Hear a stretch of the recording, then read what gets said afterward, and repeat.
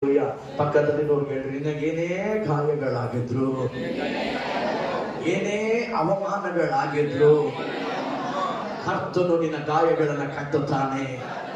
ಕರ್ತನು ನಿನ್ನ ಅವಮಾನವನ್ನ ಮಾನವಾಗಿ ಮಾಡುತ್ತಾನೆ. ಅಂದ್ರೆ ದೇವರು ನಿನ್ನ ವಿಷಯದಲ್ಲಿ ಬೇರೆಯವರು ಮಾತಾಡಿದ್ರೆ ದೇವರಿಗೆ ಇಷ್ಟ ಆಗಲ್ಲ. ಎಷ್ಟು ಜನ ಆಮೇಲೆ ಹೇಳ್ತಾರೆ ಗೊತ್ತಿಲ್ಲ. ನಿನ್ನ ವಿಷಯದಲ್ಲಿ ದೇವರು ಏನೇ ಕಠಿಣವಾದ ತೀರ್ಮಾನಗಳನ್ನ ತೆಗೆದುಕೊಳ್ಳಿ, ನೋ ಪ್ರಾಬ್ಲಮ್. ಆದ್ರೆ ನಿನ್ನ ವಿಷಯದಲ್ಲಿ ಜನ ತಾತ್ಸಾರವಾಗಿ ಮಾತನಾಡುವಂಥದ್ದನ್ನ ದೇವರು ಸಹಿಸ್ತಾನ? ಬಾಯ್ತಾರೆ ಹೇಳ್ರಿ, ದೇವ್ರು ಸಹಿಸ್ತಾನ? ಜನ ಮಾತನಾಡಿದ್ರೆ ದೇವರಿಗೆ ಅದು ಇಷ್ಟ ಆಗಲ್ಲ. ಹಲ್ಲೆಲೂಯಾ. ದೇವರು ನಿನ್ನನ್ನು ಹೊಡಿಲಿ, ದೇವರು ನಿನ್ನ ಗಾಯಪಡಿಸ್ಲಿ, ದೇವರು ನಿನ್ನ ಒಂದು ಮೂಲೆಯಲ್ಲಿ ಕುಂದ್ರಿಸ್ಲಿ, ದೇವರಿಗೆ ಚೆನ್ನಾಗಿ ಗೊತ್ತು ನಿನ್ನನ್ನು ಮತ್ತೆ ಮೇಲೆ ಕೆತ್ತೋದು ಯಾವಾಗ ಅಂತ.